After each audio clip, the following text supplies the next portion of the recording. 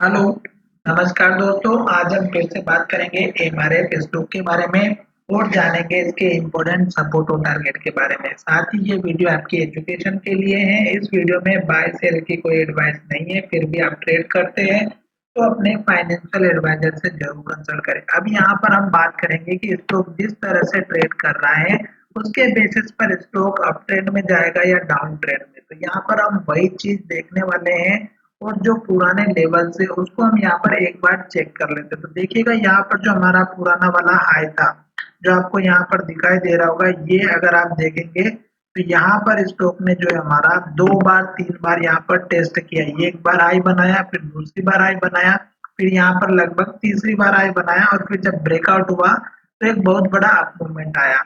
फिर अगर आप पुराने लेवल से जितनी भी बार देखेंगे तो आपको वही चीज देखने को मिलेगी।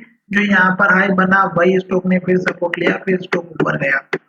तो पुराने लेवल को बिल्कुल इग्नोर ना करें क्योंकि ये हमारे बहुत ही इंपॉर्टेंट होते हैं। साथ ही यहाँ पर अगर आप देखेंगे तो ये जो लो बना था वही स्टॉक ने यहाँ पर लो बनाया और वही स्टॉक ने हाई बनाया। अब हम बात करते हैं कि स्टॉक जहाँ पर ट्रेड कर रहा है उसके बेसिस पर अगर आप देखेंगे तो स्टॉक में ट्रेंड कौन सा है। तो सबसे पहले स्टॉक में ट्रेंड पता करने का तरीका होता है 200 दिनों के मूविंग एवरेज का, और दूसरा होता है हायर हाई और लोअर लो को अगर ऊपर की तरफ ज्वाइन करते हुए देखेंगे तो स्टॉक में पता चल जाएगा। जैसे यहाँ पर देखेंगे स्टॉक इस हाई को ब्रेक करके एक नया हाई बनाया, तो स्टॉक ने ये जो लेवल था बहुत बार ट्रेड किया और इसके बाद स्टॉक ने एक नया हाई यहाँ पर बनाया। फिर स्टॉक ने इसी लेवल को बहुत बार ट्राई किया और फिर जब ब्रेकआउट हो गया तो स्टॉक ने एक नया हाई यहाँ पर बनाया। तो उसी तरह स्टॉक ऊपर हाई बनाते हुए जा रहा है। और लो की बात करते हैं तो स्टॉक ने यहाँ पर लो बनाया था, फिर स्टॉक ने ऊपर लो यहाँ पर बनाया और फिर स्टॉक ने लो यहाँ पर बनाया, फिर स्टॉक ने यहाँ पर लो बनाया, फिर स्टॉक ने यहाँ पर लो बनाया। अब जो लास्ट का हाई बनने के बाद स्टॉक में गिरावट आई थी वो हमारा एक तो मेजर सपोर्ट लेवल रहेगा। जैसे कि स्टॉक ने ये हाई बनाया और हाई बनाने के बाद गिरावट आई तो ये स्टॉक ने यहाँ पर लो बनाया था, तो ये हो गया आपका एक तो मेजर सपोर्ट लेवल। तो यहाँ पर आप इस लेवल को मार्क कर लीजिएगा।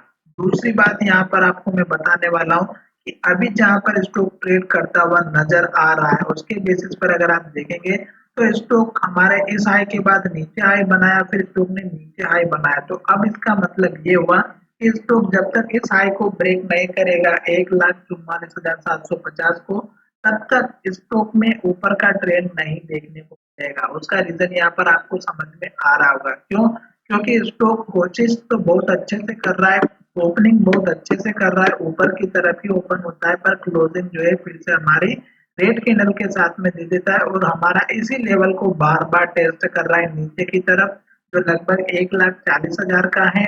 और ऊपर का लेवल अगर हम देखेंगे तो लगभग हमारा 1,44,000 के आसपास का है। तो स्टॉक अभी इसी रेंज के अंदर फंसा हुआ है। तो यहाँ पर आपको ध्यान देने के लिए यही चीज है कि स्टॉक हमारा जो कैंडल है वो रेड बना रहा है और ओपनिंग बहुत अच्छी कर रहा है, पर ऊपर जो है प्रेशर नहीं लगा पा रहा है ऊपर ले जाने के लिए।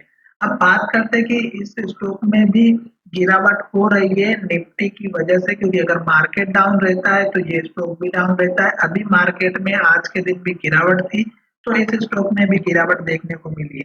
अब स्टॉक जैसे हमारे इस लेवल को ब्रेक करेगा 1,44,750 को, तो उस केस में आप पहला टारगेट इस कैंडल का हाई रखिएगा वो 1,46,500 का, और दूसरा टारगेट रखिएगा 1,47,850 के आसपास का। तीसरा टारगेट इस कैंडल का है जो कि 1,50,000 का है। तो ये 3 टारगेट रहेंगे फिलहाल। सपोर्ट लेवल आपको यहाँ पर दिखाई दे रहा है जो लगभग 1,40,450 का है। अगर स्टॉक इस कैंडल के नीचे क्लोजिंग दे देता है तो स्टॉक में गिरावट आ सकती है, और फिर सपोर्ट लेवल आपका यहीं पर दिखाई दे रहा है जो कि स्ट्रॉन्ग वाला है। तो ये चीज आपको ध्यान में रखना है। और अगर स्टॉक इस लो को तोड़ देगा तो फिर स्टॉक में और भी गिरावट आ सकती है। ये सभी डिपेंड करता है मार्केट और इस कैंडल क्लोजिंग के ऊपर। अभी स्टॉक में कोई क्लियरिफिकेशन नहीं आ रहा है कि स्टॉक ऊपर जाएगा या नीचे जाएगा, पर अगर हम थोड़ा सा जो है मूविंग एवरेज लेकर के चलेंगे 9 डेज का तो थोड़ा सा हमें क्लियरिटी दिखाई देगी। तो यहाँ पर देख सकते हैं कि मूविंग एवरेज देखिएगा यहाँ पर हमें अच्छे से सपोर्ट देते हुए ऊपर की तरफ जा रहा है और यहाँ पर भी अभी सपोर्ट के लिए खड़ा है।